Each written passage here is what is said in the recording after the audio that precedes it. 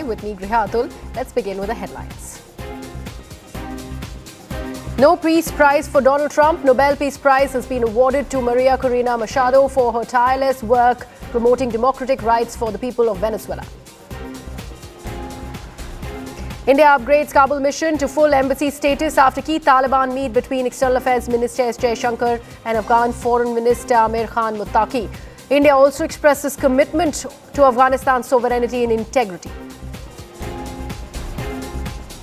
Urged by Taliban minister's visit, Pakistan launches airstrike in Kabul, targeting Pak Taliban chief Noor Wali Mehsood. He survives, but son and 30 other civilians killed. As many as 23 lives lost to killer cough syrups. Madhya Pradesh government and BJP attack Stalin. DMK hits back. Mega huddle as Bihar poll dates near. NDA and Mahagathbandhan discuss seat-sharing formula. Prashant Kishore reveals candidates for 51 seats, hints at contesting from Rahupur. Major win for Kerala government in the Munnamban Waqf land controversy. Kerala High Court says Munnamban land does not qualify as Waqf land, upholds Kerala government's decision to form this judicial commission. Actor Deepika Padukone raises alarm on film industry's work culture, gender bias, pay disparities, calls for reforms, flexible hours and better support for new mothers in the industry. 41-year-old Punjabi actor Varinder Guman passes away due to heart attack, was famous as the vegetarian bodybuilder. Yashasvi Jaiswal continues his prolific streak of big scores in the Test cricket, hits his 7th Test century on the first day of the second Test against the Indies. India charged towards a massive total in the first innings. Let's begin with our top focus story at the top of 5. As the death toll from the toxic cough syrups rises to 25 now, politics is heating up between Madhya Pradesh and Tamil Nadu.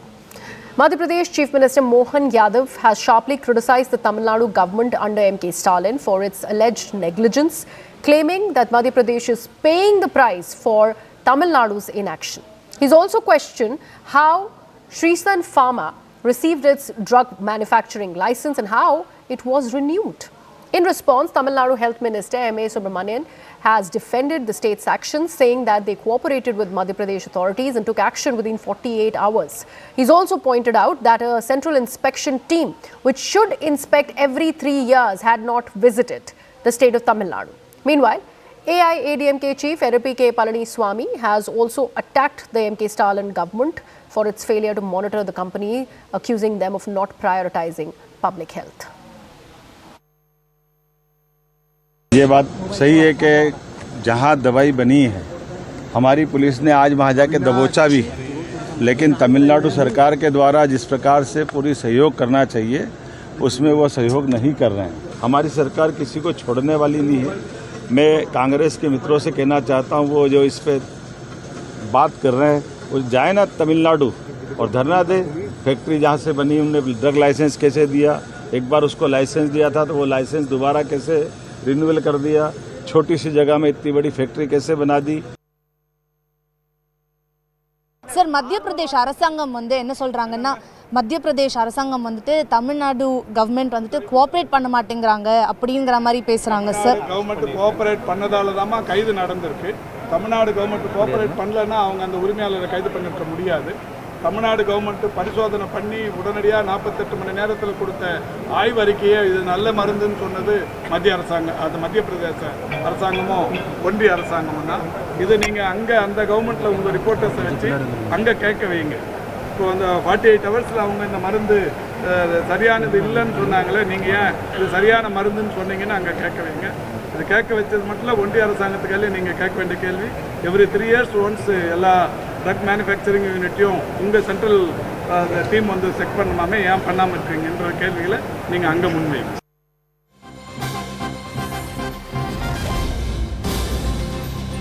A report released by the Comptroller and Auditor General in December 2024 had already warned of significant gaps in the drug inspections and testing in Tamil Nadu. This is the latest that we are learning on CNN News 18.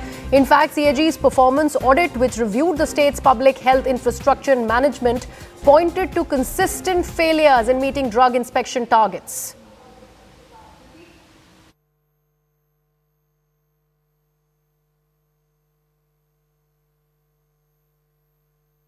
Are being done. So in 2021 and 2022 inspection has been done by the state drug authorities on this firm, and follow-up action including penalty have been levied on this. So in the last 2 years there was lapse, and for which action has been taken. Recently government has also recruited almost 90 drug inspectors. Purnima, lapses have been there. This is a version that's come on record, and now the CAG report is also talking about how meeting with the standards that are required to keep the health infrastructure in proper check, spick and span, that was not being done by the state of Tamil Nadu. What is the health minister in the state really doing, answering that question? Well, the CAG report that was released in this regard was for the period 2016 to 2021, when the AIADMK was in power. Health Minister Ma Subramanian, while asked about the CAG report that was released in December 2024 in the State Assembly, says that there has been a 40% shortfall in terms of inspection. They did not meet the targets. Only 60% of the targets were met in terms of inspecting these units. 40% were gone unnoticed. They did not meet the targets. So this was an alarming statistic that was released in December 2024. Health Minister says this is something that Edapadi Palanisamy and the AIADMK should answer. Right. And the Health Minister goes on to say that from 2021, the inspections were regularly done, and those units that did violate or where lapses were found, action has been taken. Then what about Shrisan Pharma?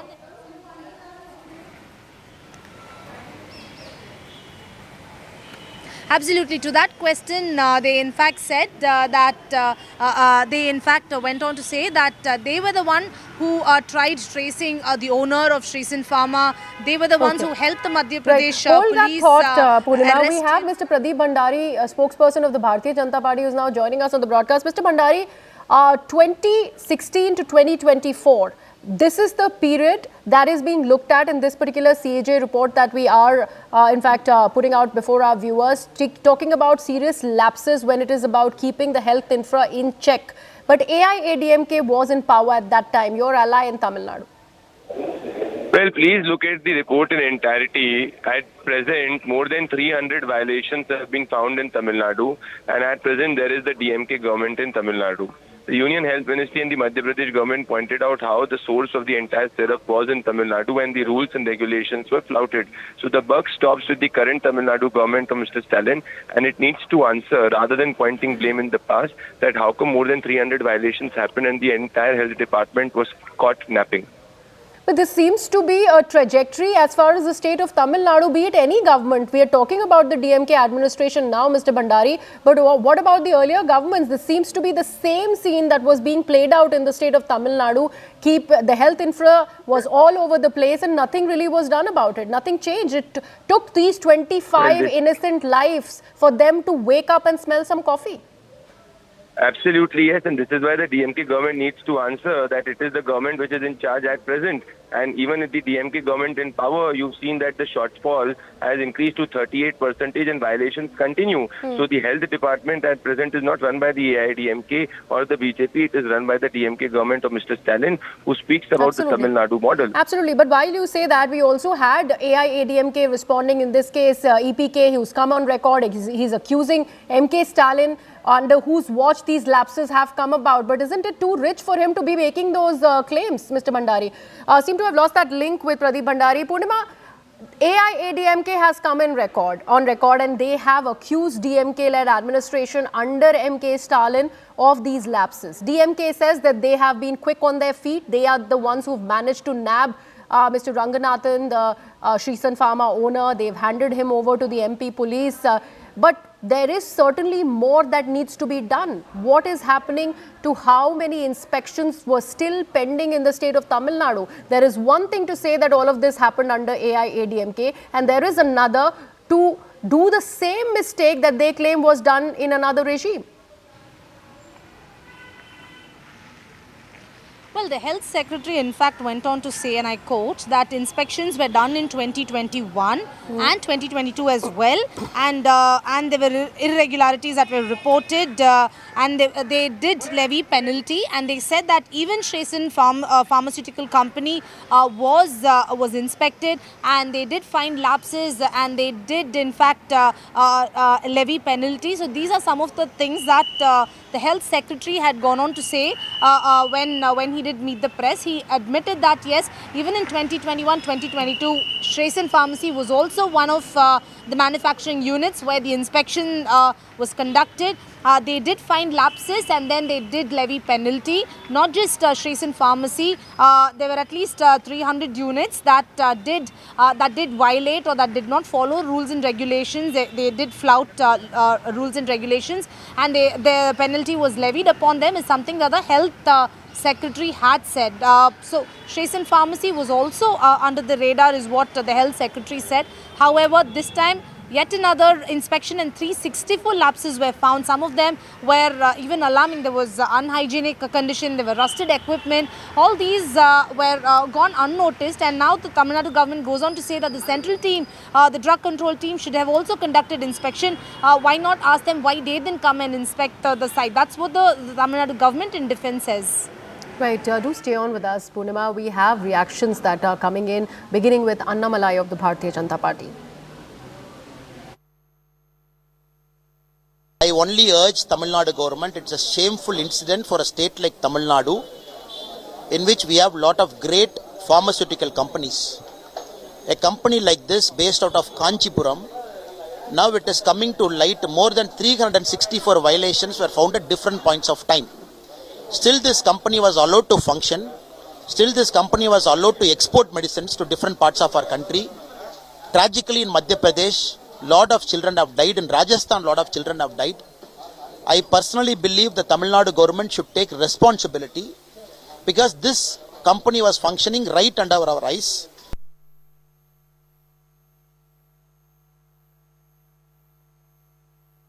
SIT में 6 लोग थे और गिरफ्तार उनकी चेन्नई से हुई। चूँकि ये पता चला था कि उनके बच्चे जो है विदेश में रहते हैं, अमेरिका में है, कोई कतर में है यहाँ, तो एक संभावना बनती है पूरी कि वो ऐसे मौक़ों पे जो आदमी विदेश भागने की भी कोशिश करता है। तो उसकी भी तैयारी हम लोगों ने करी थी।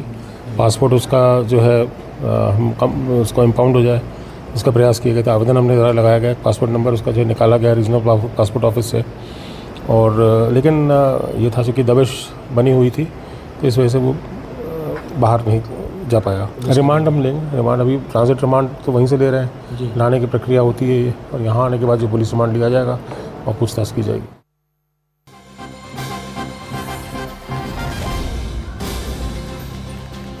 With that, we're shifting our focus. We are getting a CNN News 18 mega exclusive news break while we are learning that Tehreek-e-Labbaik Pakistan has begun its protest in Pakistan, and the police are cracking down on the protest with the use of live ammunition, also shelling and alleged acid attacks. This suggests panic and a loss of command. The hierarchy showing that the civil-military disconnect is pretty much there. Internet services have been suspended in key zones like Islamabad, Rawalpindi, and this reveals that authorities fear coordinated mobilization. Top intel sources have also informed Army's action against TLP that is eventually going to backfire, and this is going to be dangerous for the internal security of Pakistan. So Pakistan is in a mess, and now there is protest by the TLP, something that the government earlier used to support. These are extreme far right-wing organizations that was has seen a lot of support by the army, and now situation continues to be haywire. The situation is completely turned, and there is a clamping down on these protests that are now being reported from Pakistan. And it's not just a clampdown by the police. What we are learning of is the use of live ammo, shelling, and alleged acid attack. That's how serious this gets. My colleague Anand Narsimhan will help us break down this better. Anand, what is happening in Pakistan? TLP, the government was sort of supportive of them, and now tables seem to have turned. Why? The Tehreek-e-Labbaik is actually largely a Barelvi sect, and this was started to try and break the Barelvi support for Nawaz Sharif. And this was again a machination of the ISI way back in about 2017, 2018, and when they started taking up to the streets. Now they ended up backing the PTI, Pakistan Tehreek-e-Insaf, against Nawaz Sharif and the PMLN, and that support base was eroded. But the Tehreek-e-Labbaik has been quite active in Pakistan despite the fall of Imran Khan.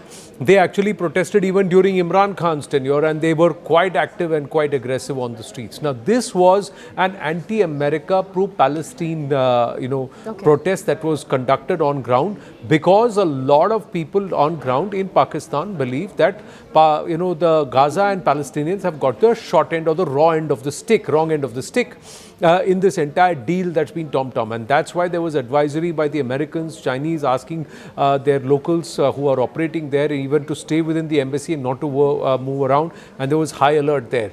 But look at what's happening. The crackdown and the situation in Pakistan is such that people who are supposed to be strong support base and who are coming out and organizing a protest are being quelled. Islamabad, Rawalpindi, and in these areas, internet has been shut down. So the army and the police are actually stretched at all ends, because from Khyber Pakhtunkhwa, POJK, and then into now Islamabad, Rawalpindi, then further down in Sindh and also in Balochistan, there are protests on every corner. And for one reason or the other, people are taking to the streets and things are getting out of hand. In fact, there are people who are making videos, and if you hear the audio, they are saying that it is acid-laced shells, tear gas shells, that are being thrown at the people. So clearly there is very, very strong arm action that has been undertaken on protests, which within an Islamic nation, that is Pakistan, which actually had stood and said, we are with the Palestinian people and we are going to be the beacon of the Muslim world, etc. They are quelling protests which are actually supposed to be pro-Palestine. So it's quite ironical what we are witnessing on ground. But it just shows that public anger is right there on the boiling point, and Pakistan is perhaps on the cusp of a tipping point here, given the kind of protests that we are seeing day in and day out across the length and breadth of the country. But a coordinated mobilization is what the authorities are fearing. That's what this piece of information is also revealing for us, Anand. What is it that they are looking at? Because like you rightly mentioned, these are pro-Palestinian protests, and yet there is a clampdown. We have seen what Pakistan's position has been vis-a-vis Palestine. Then why this? Interestingly, see, the Tehreek-e-Labbaik was the group which started shouting Sar Tan Se Juda. And it was the same ones whose supporters were the ones who butchered an innocent tailor in Udaipur. And the whole Sar Tan Se Juda spillover happened because of this. So there is a sectarian rivalry of dominance between the Deobandis and the Barelvis. But in this case, they are also really, really radicalized. And the people and authorities in Pakistan are worried that this could lead to a massive chakka jam and a military conundrum, because the last time around the Tehreek-e-Labbaik took to the streets, Islamabad was blockaded with containers, Rawalpindi was sealed off with containers being kept, and these people were trying to push through and barge through those containers along with the PTI. And then thereafter the Labbaik, once again Tehreek-e-Labbaik went out and took to the streets, and every time there is a huge blockade.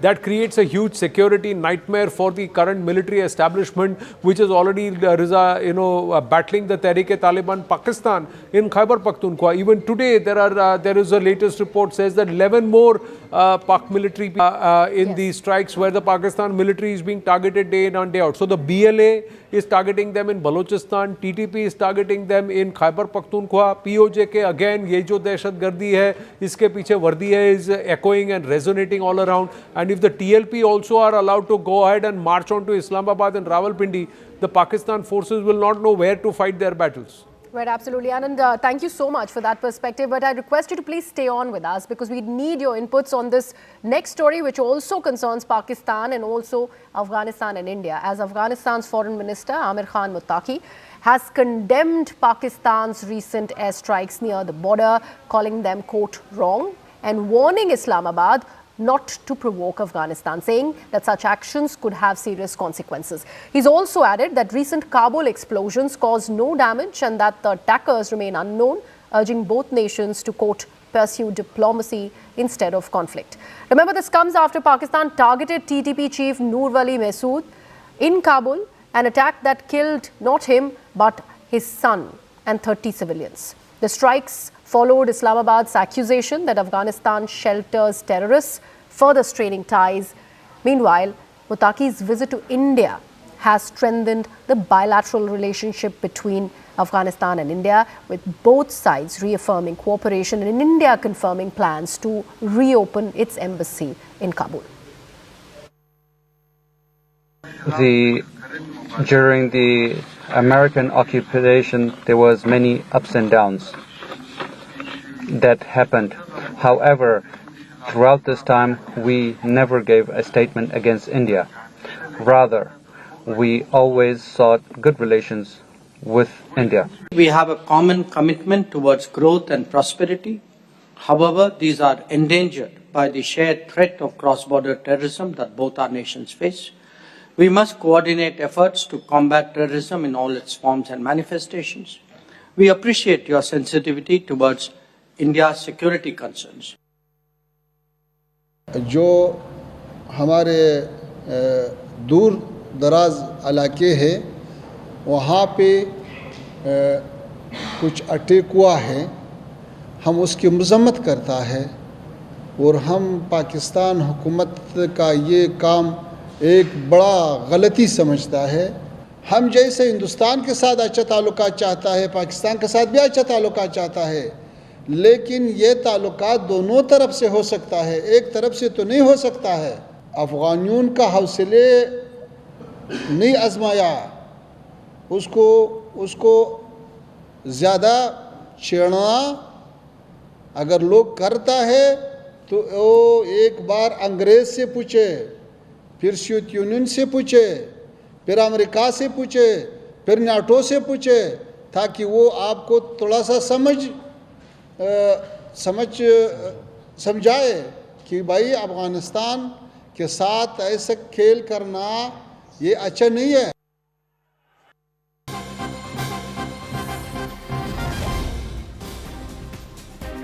And in yet another mega exclusive news break, we have managed to access a reaction from Pakistan's Defence Minister Khwaja Asif. In a video, he's heard saying that all Afghans need to go back now as the Taliban have betrayed Pakistan. Listen in.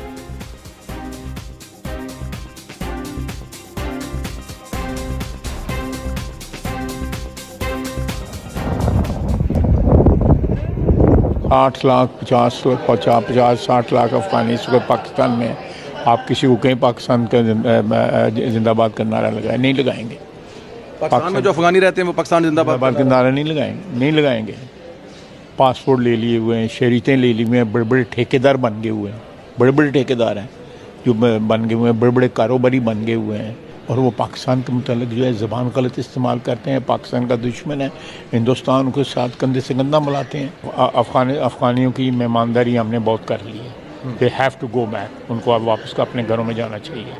वहाँ पे बड़ी दौलत है उनके पास, उनका अफगानी जो है रुपये से भी ज़्यादा स्ट्रॉन्ग है। जान उत्थे खुला ही खान जेड़ा है, फिर जाके उत्थे साढ़े जो धौन ते गली बैठे दे गए हैं। Anand Narsimhan continues to be with us on the broadcast. Anand, Khwaja Asif is turning out to be the biggest bad press for his own country. But this particular statement that he has made vis-a-vis Taliban, asking them to go back, how does one read this? Not vis-a-vis Taliban. He's made the statement vis-a-vis every Afghan currently in Pakistan, and that number is close to 2.1 million. He said 7-8 lakh in Pakistan who are quite wealthy and who are doing well. But look what he slips into, the language that he slips into eventually. It's not Urdu, he slips into Punjabi.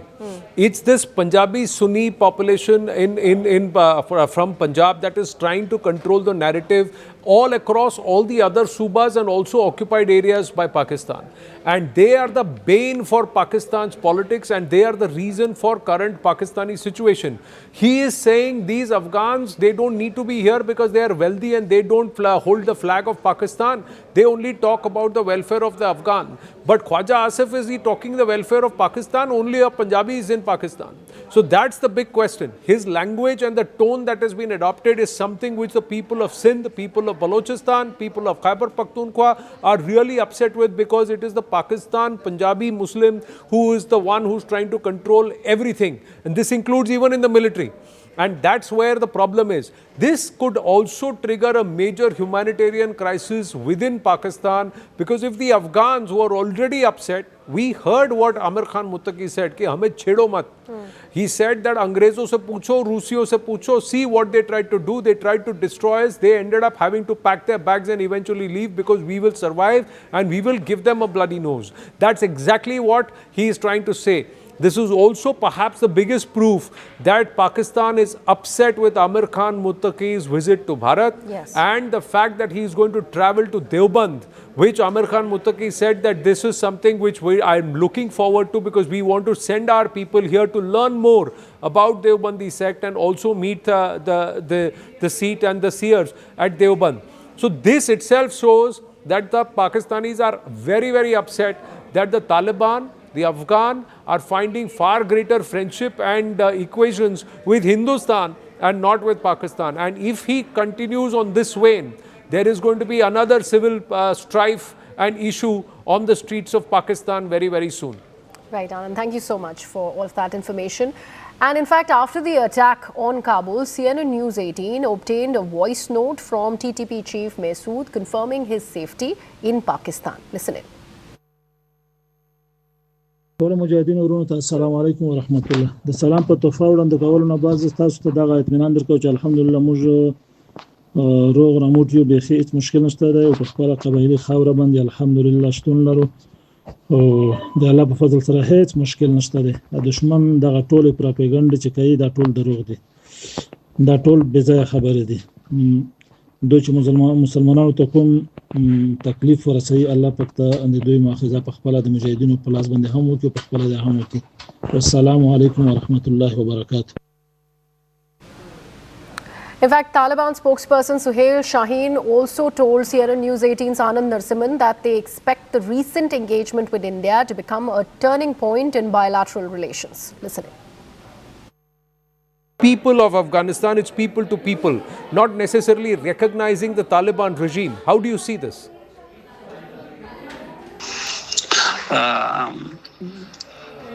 I say the people of Afghanistan in India, they have a traditional relation throughout the history. There was a need to resume that normal and good relation they had throughout the ages. I expect this visit will become a start point of a new phase of relation between the two countries. And after this, I also expect that there should be a committee to explore various areas of cooperation and strengthening relation. But Mr. Suhail Shaheen, the other aspect is Bharat was invested heavily in developing infrastructure in Afghanistan, and all of that currently seems stalled. So how do you see this engagement unlocking those doors and those possibilities? I see, we are regional countries. And there are opportunities in Afghanistan, particularly of investment, and there were projects which the India was working to complete, but they still remaining incomplete. These needs to be resumed, and also as a regional country, we have shared interest in security of the region. We have shared interest in promoting trade and commerce, and there are other areas of cooperation between the two countries. I hope after this visit it will give impetus to all will give impetus to cooperation in all those areas. Now, one of the questions and concerns, Sohail Shaheen, is Mr. Sohail Shaheen, is the presence of jihadi tanzeems in Afghanistan. Be it the Tehrik-e-Taliban, Pakistan, Lashkar, Jaish, Al-Qaeda, a lot of them are operating and using Afghan soil. So the issue of security and safety becomes a big question mark. What assurances can you give? Yeah, sure. There we guarantee full security. We will provide full security, and if you compare the security prevalent in Afghanistan with other countries, the security in Afghanistan is, a better security in the country, and also we provide full security of course, to your projects and to your mission in Kabul.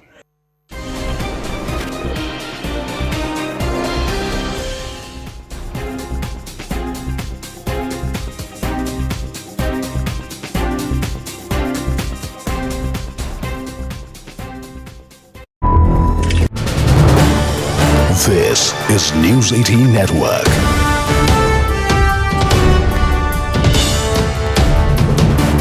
India's largest news network. Joined by an expert, Ashok Sharjnaj is here with us, former diplomat.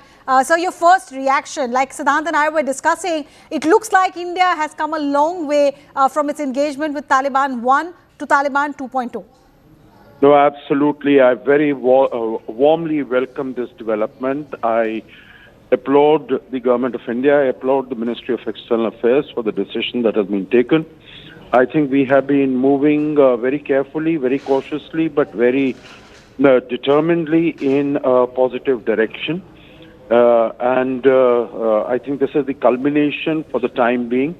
It comes just short of the diplomatic recognition, but we are going to formally open an embassy. There will, as I understand, there will be no diplomatic recognition at this stage, but we will appoint a senior diplomat as the charge d'affaires there.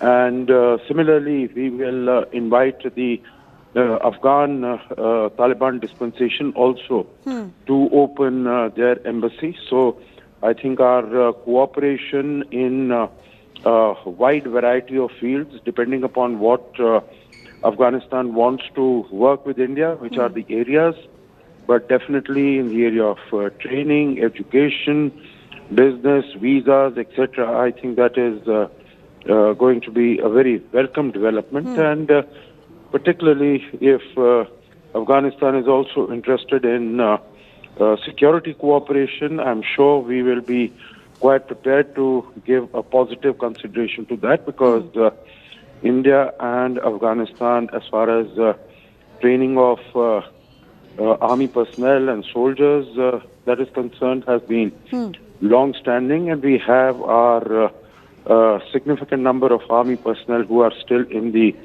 Taliban forces. Right. So all in all, a very welcome development. Okay. And the government needs to be applauded for that. So do you see this decision of Government of India only from the security prism, given the reality of a hostile neighbor in Pakistan, Afghanistan, and having a good relationship with whoever is in charge of Afghanistan is something that we need geostrategically? Is that only the reason, or there could be other factors as well? One being that India is heavily invested in infrastructure development of Afghanistan, and there's a need to protect those as well. Well, you see, I think it is not only security. Security is a major element. Security is a very significant element, but I think there are elements beyond that also, because we need to recognize that India and Afghan, at the level of people, they've had very old, ancient, historical, civilizational links with each other. And you would recall that even after, Taliban came to power and there was no At that time, we were very, very uncertain. There were no informal contacts, even with the Taliban at that time. But we sent the 50,000 tons of wheat to them. We sent the large quantities of medicines, of vaccines, etc. So many things we sent basically because, and we made it very clear that it was for the people of Afghanistan. So I think at the people-to-people level, we have very strong linkages, and we want to nurture them. But then, sir, I mean, once again, to bring back to the security question, IC-814 unfolded in the Afghan theatre. Yes, Taliban would argue that we did not have a direct role to play in the hijack, but it had unfolded there. The hijackers, as their second option, chose Afghanistan. Even after that, subsequently, there have been intel reports to suggest that Jaish-e-Mohammed cadre, Lashkar-e-Toiba cadre have gone to camps in Afghanistan and carried out training there. Even now in Kashmir, there are weapons from Afghanistan which are finding their way there. That's a security reality as well, isn't it? Oh, it is a security reality, and that will be a subject of discussion between us and them. You know, once we have now a formalized sort of a relationship, then we will have this discussion and we will bring home to them. Because you see, Jaish and Lashkar, they were training there in the 1990s also. They were being received all the support, but today the realities, both regional and geopolitical realities, are very, very different. And we see there are reports even that Pakistan has bombed the... Welcome back to The Nation at 5 with me, Griha. We're now getting some breaking news on the broadcast. Now, the Asia Cup trophy, which was not presented to the victorious Indian cricket team after its refusal to accept it from the Asian Cricket Council chief Mohsin Naqvi, has been locked away at the ACC's Dubai headquarters with instructions that it should not be moved or handed over without the chairman's approval. The trophy has been at the ACC office after Naqvi walked away with it from the presentation ceremony following the Indian team's refusal to accept it from him. India, remember, beat Pakistan in the Asia Cup final in Dubai on September 28th.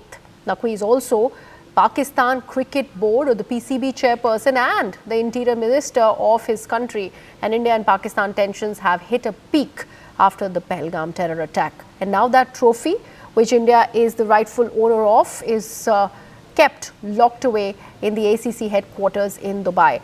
My colleague Vineet is joining us on the broadcast. Vineet, there was word after that meeting that had seen the attendance of both the Indian and the Pakistani side, also in this case Mr. Naqvi, that the trophy is going to be handed over to the ICC.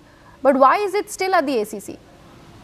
Well, that is the main question here. The trophy is still at the ACC office with Naqvi pretty much saying that it should be handed over by him to the Indian team, and that is how it is going to be. Yes, we did report earlier that it might be going to the ICC office, but what we are hearing now is that the trophy is locked away at the ICC, at the ACC office, and Naqvi has pretty much relayed the fact that it is not going to go anywhere, and if the trophy has to be presented, it would be him who would be presenting it to the Indian team. So it is just a personal, it's the man's personal pride at play, rather nothing else on this aspect here. And again, from an ICC BCCI perspective, look, Mohsin Naqvi is the ACC chair, so he has certain rights as an ACC chair, and you cannot really go beyond that fact. But what we are also hearing is that the team, the Indian team or the BCCI would be raising this issue at the ICC meeting next November. And what would be very interesting is the fact that not just the lack of incompetence from ACC's Mohsin Naqvi,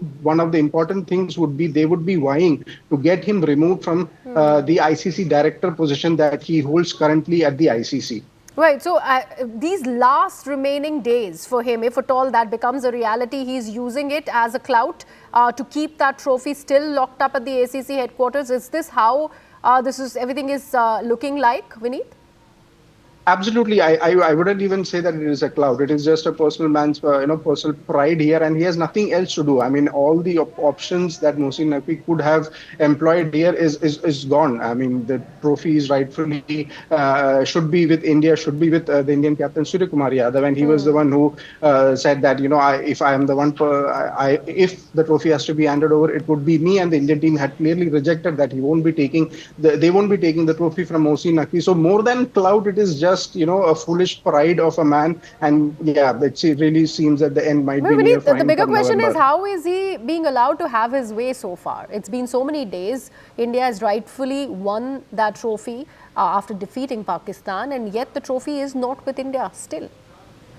Well, as I said, he is the chair at the ACC. He is the head honcho there at the Asian Cricket Council, and be it the BCCI or the ICC, they will have to respect that position that Mohsin Naqvi currently holds, and that is the main thing. ACC chief Mohsin Naqvi is going beyond the position that he's holding and trying to make it an issue, trying to make it an issue that is pertaining to him only. So yeah, India would be taking an issue from this, and they would be taking it up at the ICC. They will be going in a proper manner here, and India had already said that there is no way that they are going to take the trophy. You want to keep the trophy, you can keep the trophy, but the world knows, everybody knows, India are the deserved winners of this trophy, and even if they don't have the trophy, it was for everybody to see there. So India will take action, but in a proper manner. Absolutely. Unlike what Mohsin Naqvi is trying to do here. Absolutely. So Pakistan through Mohsin Naqvi is in fact exemplifying what a sour loser the country is turning out to be. Let's see what happens to the Asia Cup trophy, but at the moment it is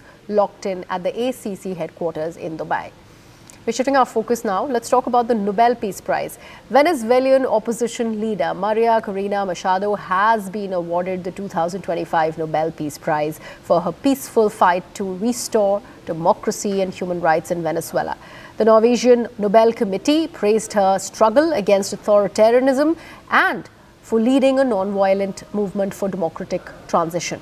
The award, which is one of the world's highest honors for peace, comes as a major global endorsement for Venezuela's pro-democracy movement, and notably a noble snub for Donald Trump, who was once lobbying hard for the same honor.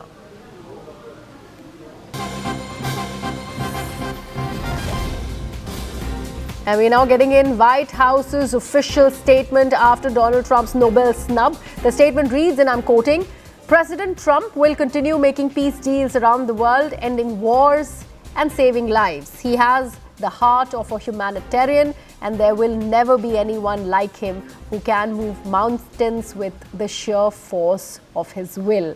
The Nobel Committee proved they place politics over peace.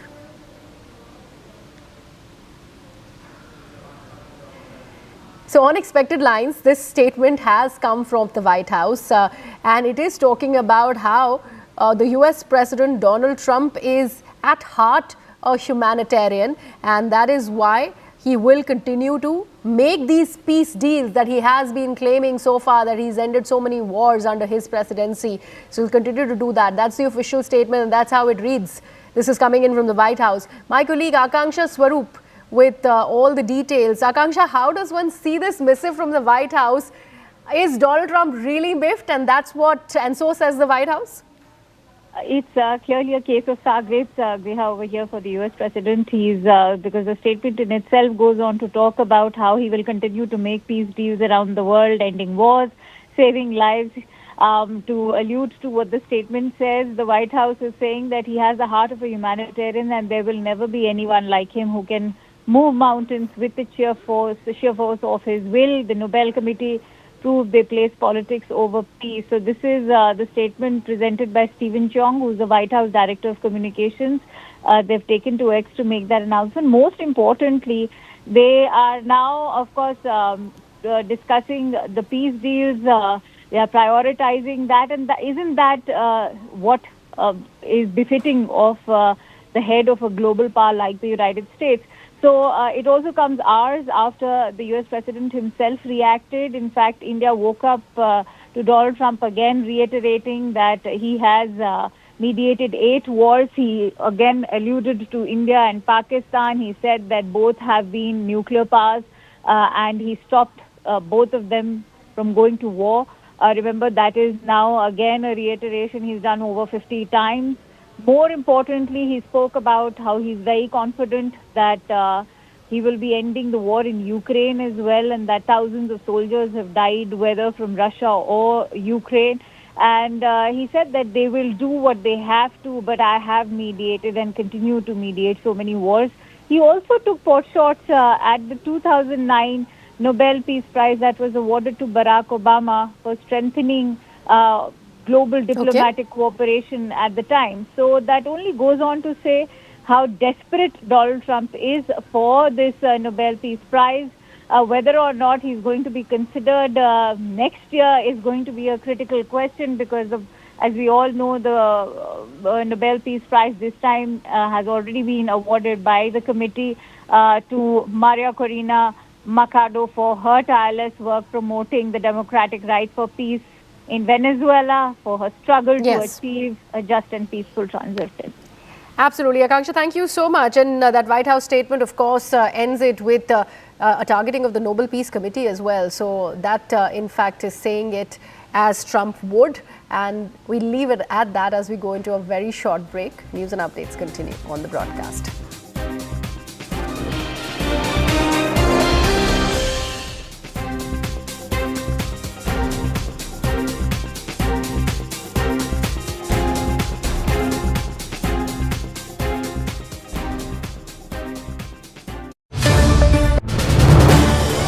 This is News 18 Network.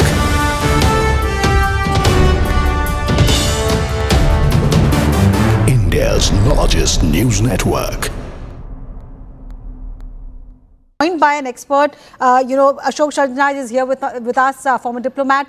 So your first reaction, like Siddhant and I were discussing, it looks like India has come a long way from its engagement with Taliban 1 to Taliban 2.0. No, absolutely. I very warmly welcome this development. I applaud the Government of India. I applaud the Ministry of External Affairs for the decision that has been taken. I think we have been moving very carefully, very cautiously, but very determinedly in a positive direction. I think this is the culmination for the time being. You know, it comes just short of the diplomatic recognition, but we are going to formally open an embassy. There will, as I understand, there will be no diplomatic recognition at this stage, but we will appoint a senior diplomat as the charge d'affaires there.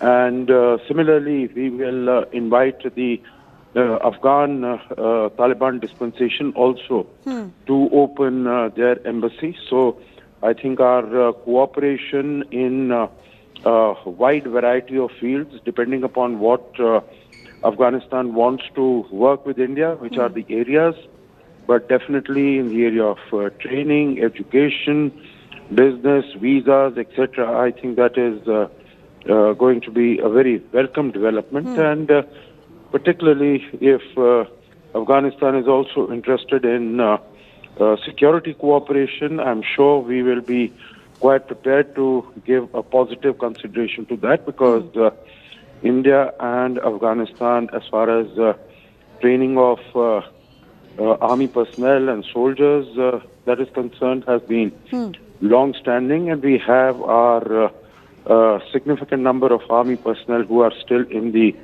Taliban forces. Right. So all in all, a very welcome development. Okay. And the government needs to be applauded for that. So do you see this decision of Government of India only from the security prism, given the reality of a hostile neighbor in Pakistan, Afghanistan, and having a good relationship with whoever is in charge of Afghanistan is something that we need geostrategically? Is that only the reason, or there could be other factors as well? One being that India is heavily invested in infrastructure development of Afghanistan, and there's a need to protect those as well.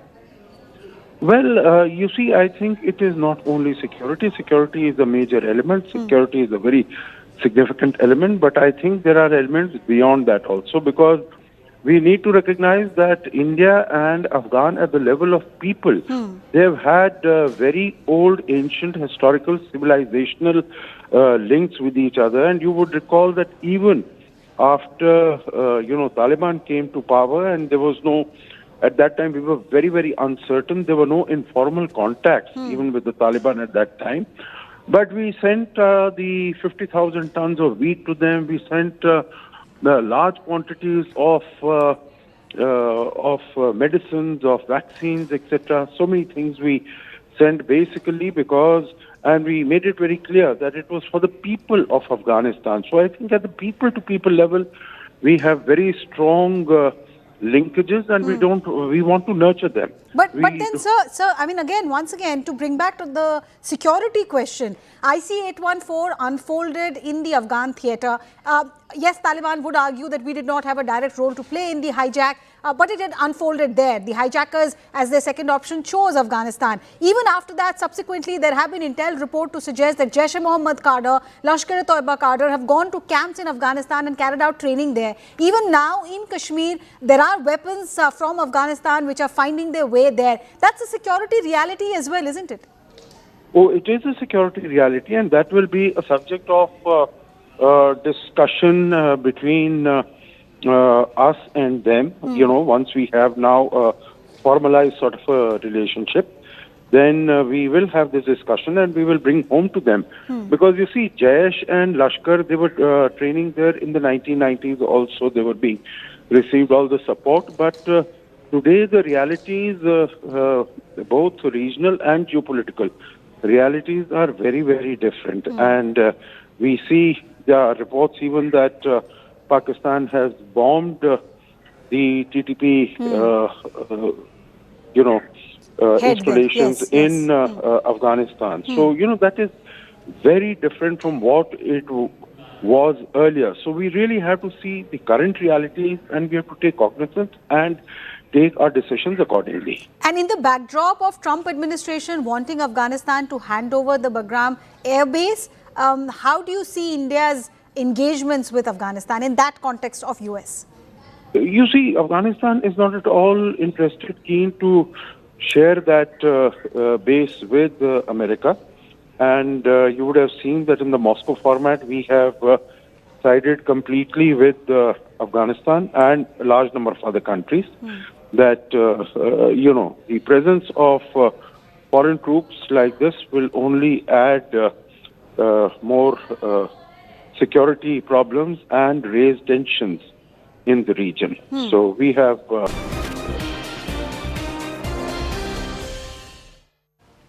Welcome back. You're watching The Nation at 5 with me, Griha. We are now getting some more mega exclusive news break here on CNN News 18, and we are now decoding Taliban Foreign Minister Muttaqi's press conference, which was in fact a direct attack on Pakistan. Muttaqi has categorically denied any terror sanctuaries that might be in fact emanating out of Afghanistan. That was the charge against Afghanistan, Taliban for that matter, by Pakistan, particularly made there by Khwaja Asif.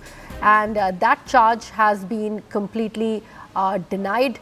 And there is also an evidence that has been demanded. Muttaqi's statement that Afghan courage should not be tested was not only aimed at Pakistan, remember, but also at external powers like US and NATO.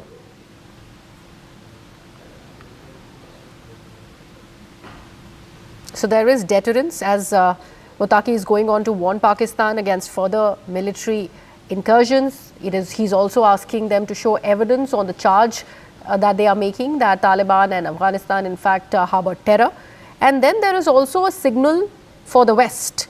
By referencing the US, the NATO, there is an implication that Muttaqi has gone on to make that any renewed intervention can be met with ample resistance. Let's listen in. जो हमारे दूर दराज इलाके है वहाँ पे कुछ attack हुआ है, हम उसकी मज़म्मत करता है और हम पाकिस्तान हुकूमत का ये काम एक बड़ा गलती समझता है। हम जैसे हिंदुस्तान के साथ अच्छा ताल्लुकात चाहता है, पाकिस्तान के साथ भी अच्छा ताल्लुकात चाहता है, लेकिन ये ताल्लुकात दोनों तरफ से हो सकता है, एक तरफ से तो नहीं हो सकता है। अफ़गानियों का हौसले नहीं आजमाया, उसको ज़्यादा छेड़ना अगर लोग करता है तो वो एक बार अंग्रेज़ से पूछे, फिर सोवियत यूनियन से पूछे, फिर अमेरिका से पूछे, फिर नाटो से पूछे, ताकि वो आपको थोड़ा सा समझाए कि भाई अफगानिस्तान के साथ ऐसा खेल करना ये अच्छा नहीं है. Let me take this across to my colleague Anand Narasimhan, who's now with us on the broadcast. Anand, this particular statement of Amir Muttaqi, which has been delivered in Hindi, by the way, is also a strategic posturing. On the one hand, there is a lot of deterrence vis-a-vis Pakistan, but he's also talking about the Western powers like US, like NATO. It's about the Afghan resilience, that this land may be ravaged and it may be looted and plundered, but it will never be totally conquered. And that is the legacy of the Afghans, and perhaps that's their hardiness. And he said that don't try and provoke us, and that's the message that is being given to the Pakistanis more clearly, that the Taliban are wanting to break away from the clutches of Rawalpindi. It is very, very clear. And the fact that he also highlighted the issue of 80,000 Afghan refugees who were forced to leave Pakistan and were totally displaced. Now he's using and he is raising theirs at Delhi at a time when a Khwaja Asif wants all Afghans to leave Pakistan. So clearly this is going to become a huge international human rights issue, and Pakistan will, along with facing the civic strife which we discussed earlier, will also be now under the radar of the human rights watchdogs based on how they are treating people who have been displaced and who have come into Pakistan because of it being war-torn, because their own lands were being looted and plundered, and Pakistan was actively involved in those military strikes in that region. The other thing is that the Afghans are not taking kindly to Pakistan, looking at Afghanistan as its own backyard where it can dump jihadis when it wants and then come and bomb their places and their settlements whenever they feel like. That is something which the Afghans are not very happy about, and these things they remember. And that's also reflective in Khwaja Asif's statement that Afghans never hold up the flag of Pakistan. But look at how Amir Muttaqi very openly says, just like we have dosti with Hindustan, we'd like to have dosti with Pakistan too. That itself shows the sentiment and which way and who the Afghans would rather prefer to deal with and who they trust more. Right, absolutely. Anand, thank you so much for that perspective. With that, we are shifting our focus. Let's now talk about a big statement that has been made by actor Deepika Padukone. She has, in fact, spoken up on her 8-hour shift demand amid exit from Prabhas Tara Kalki 2. And she also talks about how she has been through such experiences many times. Deepika Padukone visited Madhya Pradesh on the occasion of World Mental Health Day to mark the 10-year anniversary of her foundation, Live, Love, Laugh, which has been dedicated to spreading awareness and offering support for mental health across the country. Deepika has gone on to assert, and I'm quoting, "I have always fought my battles quietly, and at times they become public for reasons beyond my control." Listen to this conversation. I've been very vocal about this, that slowly but surely I am focused on bringing about change in the workplace as far as the Indian film industry is concerned, because it's brutal, right? And I think we have a tendency of working in a way that is chalta hai. If a system has been working well, or well, I don't know according to whom, but if it's been working well for this long, then why shake the apple cart? And I've never really been that person. I'm always looking at how can we better something? How can we better? There's a lot of pushback coming your way Yes. as well, So and now very publicly so. If by virtue of being a woman, if that's coming across as being pushy or whatever, then so be it. But it is no secret that a lot of male superstars in the Indian film industry have been working for 8 hours for years, and it's never made headlines. So why should it be any different for women? I don't know. But you're saying that the lens is different. Yeah, I don't want to take names now and make this into like this whole thing, but it's very commonly publicly known about a lot of male actors who've been working for 8 hours for years. A lot of them work only 8 hours Monday to Friday. They do not work on weekends. Yes, I mean, I think the larger issue being that while the Indian film industry is termed as an industry, we've never really worked like an industry. We are a very disorganized industry. And I think it's time that we brought in some sort of some systems into this culture of are you the lone voice, or are there at least other women who agree with what you have to say and would like to see I also this know a lot of change? women now and newly turned mothers who have also started working 8 hours, but that also surprisingly didn't make headlines. So I'm not sure about this myself. It's just you, is it? I have no idea. But do you believe that you're going to have to pay a price for asking what you believe is fair? I've done this at many levels, Shri. This is not new to me. I think even as far as pay is concerned, you know, I've had to deal with whatever comes with, you know, I don't even know what to call it, but I'm someone who I've always fought my battles silently, and for some strange reason, sometimes they become public, which is not the way I know and not the way I've been brought up. But yes, to fight my battles and to do it silently and in a dignified way is the way I know.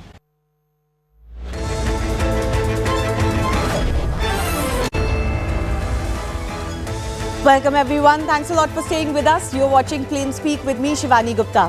Bihar has one of the highest unemployment rates in India. A state that is known for migration, especially amongst youth and rural population, is hungry for work, no doubt. So no wonder, ahead of state elections, quite like what happens ahead of any election in the state, the debate has now got centered around jobs and who can provide them. Outgoing Chief Minister Nitish Kumar's earlier assurance of 12 lakh jobs was ridiculed as unrealistic. But now